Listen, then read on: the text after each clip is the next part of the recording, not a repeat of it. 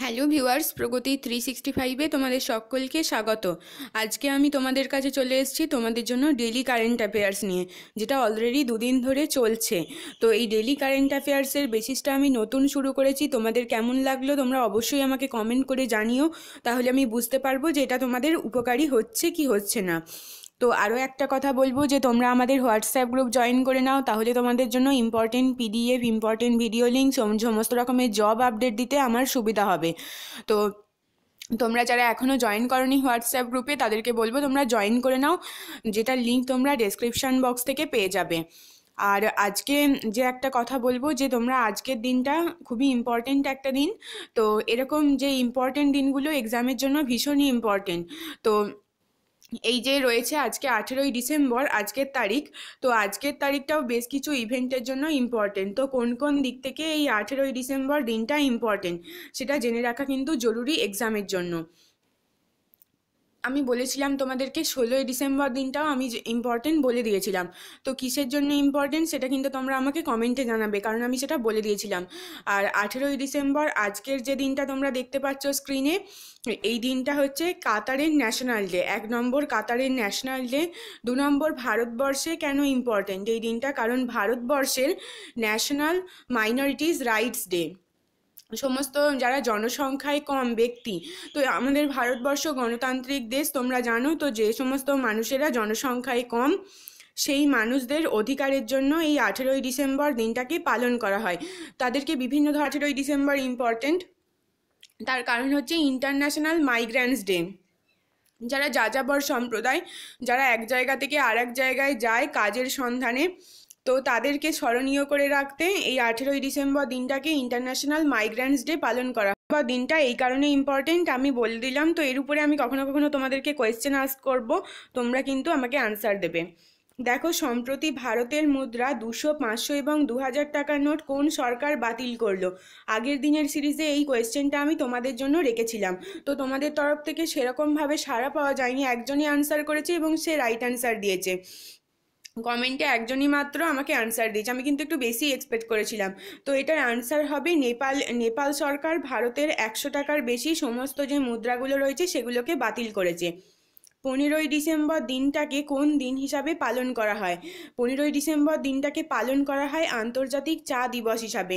তো এটা আমি তার আগের দিনের ভিডিওতে বলে দিয়েছিলাম, তোমরা যারা দেখোনি তারা ভিডিওগুলো দেখতে পারো, কারণ 1 বছরের কারেন্ট অ্যাফেয়ার্সের প্রয়োজন হয় এক্সামে।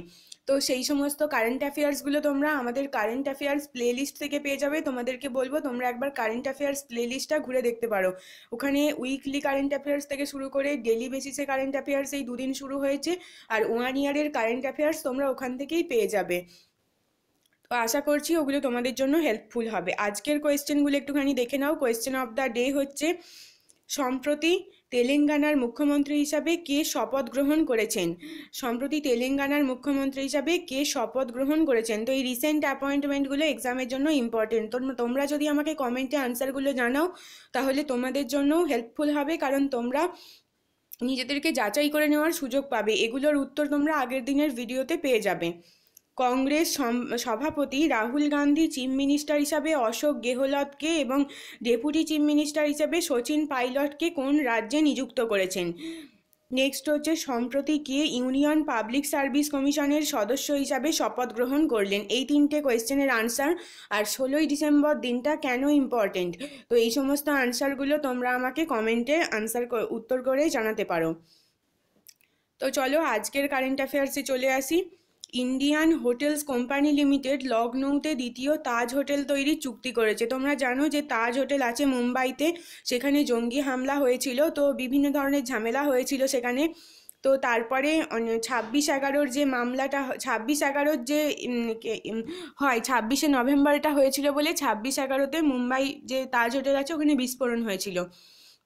তো সেরকমই একটা তাজ হোটেল লখনৌতে তৈরির চুক্তি করেছে Indian hotels company limited. WHO global forum on medical devices অনুষ্ঠিত করলো বিশাখাপত্তনমে। এই যে রিসেন্ট যে অনুষ্ঠানগুলো, সামিট, অধিবেশন, বৈঠক, অনুষ্ঠান, এগুলো কিন্তু এক্সামের জন্য ভেরি ভেরি ইম্পর্টেন্ট। তো এটা কোথায় অনুষ্ঠিত হলো? বিশাখাপত্তনমে। তো এই ওয়ার্ল্ড হেলথ অর্গানাইজেশন হুয়ের ফুল ফর্ম, তো এটা কিন্তু এক্সামের জন্য আসে, ভীষণই ইম্পর্টেন্ট, খুব কমন কোয়েশ্চেন। তো এই সংস্থায় global forum on medical devices বিশাখাপত্তনমে অনুষ্ঠান করলো। কোথায় অনুষ্ঠিত করলো? বিশাখাপত্তনমে। ভারতে প্রথম রেল অ্যান্ড ট্রান্সপোর্টেশন ইউনিভার্সিটি স্থাপন করা হলো গুজরাটের ভাদোদরাতে। রেল অ্যান্ড ট্রান্সপোর্টেশন ইউনিভার্সিটি, এটা কোথায় হচ্ছে? গুজরাটের ভাদোদরাতে। জাপানের সঙ্গে বিশ্বের সবথেকে বড় ফ্রি ট্রেড ডিলের অনুমোদন দিল ইউরোপের আইনসভা। তো এই ফ্রি ট্রেড ডিল, বাণিজ্যিক একটা চুক্তি, তো এটা বিশ্বের সবথেকে বড়, এটা জাপানের সঙ্গে করার অনুমতি দিচ্ছে ইউরোপের আইনসভা। মিস্টার জোরামথাঙ্গা তৃতীয়বারের জন্য মিজোরামের মুখ্যমন্ত্রী হিসাবে শপথ গ্রহণ করলেন। তিনি এই নিয়ে 3বার মিজোরামের মুখ্যমন্ত্রী হচ্ছেন মিস্টার জোরামথাঙ্গা। 2020 এশিয়া কাপ অনুষ্ঠিত হবে পাকিস্তানে। এশিয়া কাপ হচ্ছে স্পোর্টস ক্যাটেগরি থেকে আসা কোয়েশ্চেন, আর স্পোর্টস ক্যাটেগরি হচ্ছে এমন একটা ক্যাটেগরি যেটা এক্সামের জন্য ভেরি ভেরি ইম্পর্টেন্ট। সমস্ত জেনারেল এক্সামগুলোতে স্পোর্টস ক্যাটেগরিতে ফোকাস করা হয়, এখান থেকে কোয়েশ্চেন আস্ক করা হয়। তো এশিয়া কাপ তো ভীষণই ইম্পর্টেন্ট একটা টপিক। এশিয়া কাপ হচ্ছে প্রতি 2 বছর অন্তর এই খেলাটা হয়। এটার আয়োজন করে এশিয়ান ক্রিকেট কাউন্সিল। তো এটা প্রথম শুরু হয়েছিল 1884 সালে। 1884 সালে শুরু হয় প্রথম, 1883-তে প্রথম ফাউন্ড হয় এশিয়ান ক্রিকেট কাউন্সিল। আর এশিয়া কাপ শুরু হয়েছিল ফার্স্ট টাইম 1884-তে। কোথায় হয়েছিল? ইউনাইটেড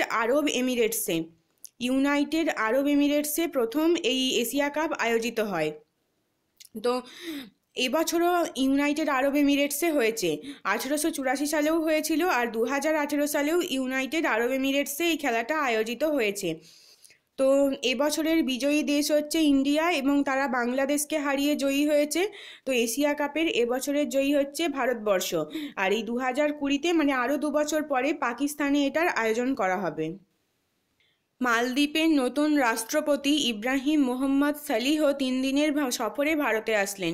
মালদ্বীপে নতুন রাষ্ট্রপতি হয়েছেন ইব্রাহিম মোহাম্মদ সলিহ, তিনি 3 দিনের সফরে এলেন ভারতবর্ষে। শ্রীলঙ্কার নতুন প্রধানমন্ত্রী হিসাবে শপথ নিলেন রানিল উইক্রেমসিঙ্ঘে। তার আগে আরও একটা কথা বলে দিই, ইন্ডিয়ার ক্ষুদ্রতম প্রতিবেশী দেশ হচ্ছে মালদ্বীপ, তো এটাও জেনারেল নলেজের দিক থেকে এক্সামে আসে। শ্রীলঙ্কার নতুন প্রধানমন্ত্রী হিসাবে কে শপথ নিলেন? রানিল উইক্রেমসিঙ্ঘে। আগে যিনি প্রধানমন্ত্রী ছিলেন তার নাম হচ্ছে মাহিন্দ্রা রাজাপাকসে। তিনি কোনো বিতর্কে জড়িয়ে পদত্যাগ করেছেন, এবং সেই জায়গায় নতুন প্রধানমন্ত্রী হিসাবে ইনি শপথ গ্রহণ করেছেন। মালায়ালাম ফিল্ম ডিরেক্টর অজয়ন মারা গেলেন। দেখো, এই যে যারা মারা যাচ্ছেন রিসেন্টলি, তাদের নাম কিন্তু এক্সামে আস্ক করা হয়। তাদের নাম শুধু এক্সামে আস্ক করা হয় বললে ভুল হবে, তারা কিসের সঙ্গে যুক্ত সেটা এক্সামে বেশি পরিমাণে আস্ক করা হয়। হয়তো জিজ্ঞাসা করলো রিসেন্ট যিনি মারা গেলেন অজয়ন, তিনি কোন ভাষার চলচ্চিত্রের সঙ্গে যুক্ত ছিলেন, তোমাদের আনসার করতে হবে মালায়ালম। এরকম ধরনের কোয়েশ্চেন এক্সামে এসছে, তো আসতে পারে। আর তোমাদের জানিয়ে রাখি যে হলিউড অভিনেত্রী যিনি অস্কার বিজয়ী ছিলেন, সান্ড্রা লক, তিনিও মারা গেছেন রিসেন্টলি। তিনি হলিউড অভিনেত্রী ছিলেন। নেক্সট কোয়েশ্চেন হচ্ছে পিভি সিন্ধু ওয়ার্ল্ড ট্যুর ফাইনাল ট্রফি জিতলেন। তো এই যে HSBC BWF world tour final trophy, এটা ব্যাডমিন্টনের সঙ্গে রিলেটেড। তো এখানে পিভি সিন্ধু গোল্ড জিতেছেন। তো এই যে ব্যাডমিন্টন খেলাটা হয়, সেটাতে কিন্তু মানে সেটা হয় কিভাবে, মেন সিঙ্গেলস, ওমেন সিঙ্গেলস এভাবে ভাগ করে হয়। তো ইনি জিতেছেন কিসের উপর? ইনি জিতেছেন ওমেন সিঙ্গেলসের উপর। তিনি সোনা জিতেছেন। এটা হয়েছিল এবারে কোথাতে? চায়নাতে তিয়ানহেই আর গুয়েনঝাউ বলে 2টো জায়গা আছে, সেখানে এবছরের HSBC BWF ওয়ার্ল্ড ট্যুরের ফাইনাল খেলাটা অনুষ্ঠিত হয়েছিল। তো এখানে পিভি সিন্ধু জয়ী হয়েছেন ওমেন সিঙ্গেলসে। তো ফ্রেন্ডস, এই ছিল আজকের খবর। তো তোমরা এই পুরো পিডিএফটা ডেসক্রিপশান বক্সের দেওয়া লিঙ্ক থেকে ডাউনলোড করে নিতে পারবে। তোমরা অবশ্যই ডাউনলোড করে নিও এবং রেডি করে নিও যত তাড়াতাড়ি সম্ভব। আর অবশ্যই এই কোয়েশ্চেনগুলোর আনসার আমাকে কমেন্ট করে জানিও, তাহলে আমি বুঝতে পারবো তোমরা কতটা এই ভিডিওটা দেখছো সেটা আমি বুঝতে পারবো, তোমাদের জন্য কতটা উপকারী হচ্ছে সেটা বুঝতে পারবো। তো ফ্রেন্ডস, যদি ভিডিওটা ভালো লাগে লাইক করে দাও, কমেন্ট করে জানাও কেমন লাগলো, আর বন্ধুদের সাথে অবশ্যই শেয়ার করো, তাহলে এই ভিডিওটা হয়তো তোমার বন্ধুদের জন্যও হেল্পফুল হয়ে উঠবে। আর চ্যানেলে নতুন হলে তোমরা সাবস্ক্রাইব করে রাখতে পারো পরবর্তী ইম্পর্টেন্ট আপডেট প্রথমে পাওয়ার জন্য। শেষ অবধি দেখার জন্য ধন্যবাদ।